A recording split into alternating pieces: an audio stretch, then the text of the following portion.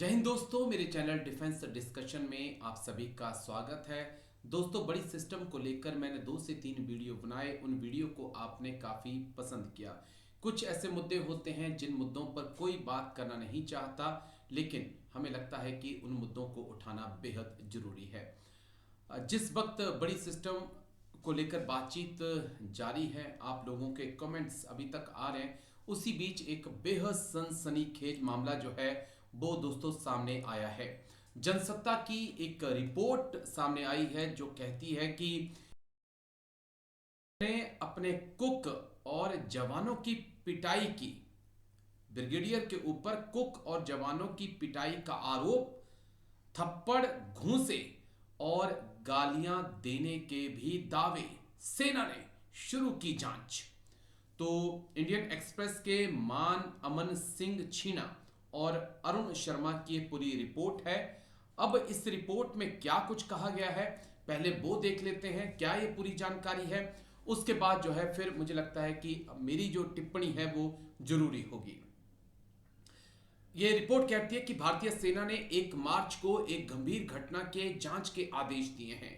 आरोप है कि सेना के एक ब्रिगेडियर ने अपने आधिकारिक आवास पर तैनात रसोइये समेत कुछ सैनिकों के साथ दुर्व्यवहार किया और उन पर हमला किया।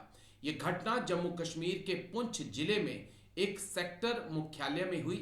सेना ने कहा कि इस मामले की निष्पक्ष और पारदर्शी जांच करेगी, दोषियों पर उचित कार्रवाई की जाएगी। सेना के जनसंपर्क अधिकारी के अनुसार स्थिति पूरी तरह से नियंत्रण में है और सैन्य अभियान सामान्य रूप से जारी है। और ये जो जवान थे, इनके बारे में जो जानकारी मिल पा रही है वो आरआर बटालियन के थे, यानी कि राष्ट्रीय राइफल बटालियन के थे। अब 2 सवाल यहां पर, उसके बाद मैं आगे बढ़ूंगा। ब्रिगेडियर साहब के घर पर कुक सेना का जवान था और यह रिपोर्ट कहती है कि समेत कुछ सैनिकों के साथ, यानी कि 1-2 सैनिक नहीं, कुछ सैनिकों के साथ, यानी कि उनके आवास पर और भी सैनिक थे। अमूमन ब्रिगेडियर साहब की सुरक्षा में गार्ड एक पूरी तैनात रहती है, लेकिन क्या ये गार्ड से हटकर सैनिक थे? गार्ड तो घर के चारों ओर की सुरक्षा करती है, लेकिन क्या ये घर के अंदर जो बड़ी सिस्टम के तहत सैनिकों की तैनाती होती है, क्या वो थे? ये एक ऐसा सवाल है जिसका जवाब शायद जब पूरी कोर्ट ऑफ इंक्वायरी आएगी तब मिल पाएगा। लेकिन आगे रिपोर्ट में क्या कुछ कहा गया है कि जिन सैनिकों पर कथित रूप से हमला हुआ वह राष्ट्रीय राइफल की अलग अलग इकाइयों से थे, यानी कि अलग अलग रेजिमेंट बटालियन से थे और ब्रिगेड कमांडर के आधिकारिक आवास की देखरेख में तैनात थे। जब ब्रिगेडियर से इस मामले पर प्रतिक्रिया मांगी गई तो उन्होंने इसे गलत जानकारी बताते हुए कॉल काट दी। सेना ने इस मामले को गंभीरता से लेते हुए पूरी जांच की प्रक्रिया शुरू कर दी है ताकि सच्चाई सामने आ सके। तो हमें भी थोड़ा सा इंतजार करना होगा कि सेना की कोर्ट ऑफ इंक्वायरी बैठे और जानकारी सामने निकल कर आ पाए।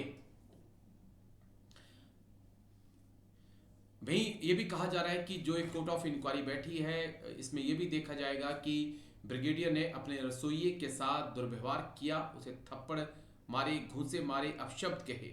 इसके अलावा जब रसोइये ने बचाव करने की कोशिश की तो उसे और अधिक पीटा। कुछ अन्य कर्मचारियों पर भी हमला किया गया। जब वह भागने लगे तो एक हवलदार को उन्हें पीटने का आदेश दिया गया, लेकिन उसकी भी पिटाई कर दी गई जब उसने मना किया। तो क्या सेना में ऐसा होता है? बहुत बड़ा सवाल है दोस्तों, बहुत बड़ा सवाल है ये।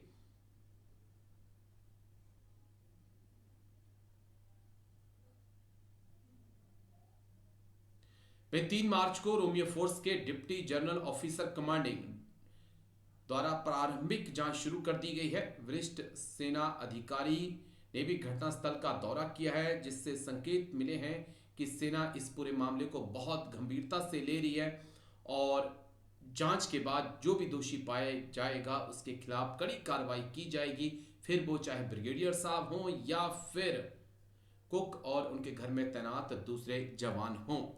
तो ये दोस्तों बहुत बड़ी घटना है। आप इस घटना के बारे में क्या कुछ सोचते हैं, आप जरूर बताइएगा। ब्रिगेडियर साहब के घर पर अमूनन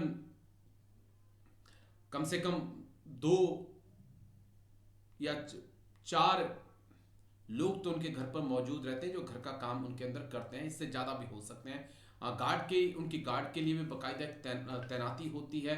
हो सकता है कि वो 2-6 की 2-2 गार्ड हो, यानी कि 2 गार्ड कमांडर 6 जवानों की गार्ड हो, या हो सकता है कि 4 गार्ड कमांडर और लगभग 12 जवानों की गार्ड हो। क्यूआरटी उनकी अलग से रहती है और उनके घर में काम करने वाले लोग जो कि भारतीय सेना के ही जवान होते हैं वो अलग से रहते हैं।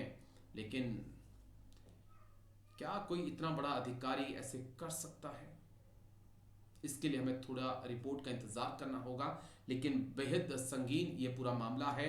आपके पास अगर इसके बारे में कुछ जानकारी है तो आप मेरे मेल पर जरूर जानकारी साझा करिए। कमेंट्स करके भी आप बताइएगा कि क्या वाकई में भारतीय सेना के अंदर ऐसा होता है। तो शुक्रिया आपका, बहुत बहुत शुक्रिया। Thank you. जय हिंद। Thank you.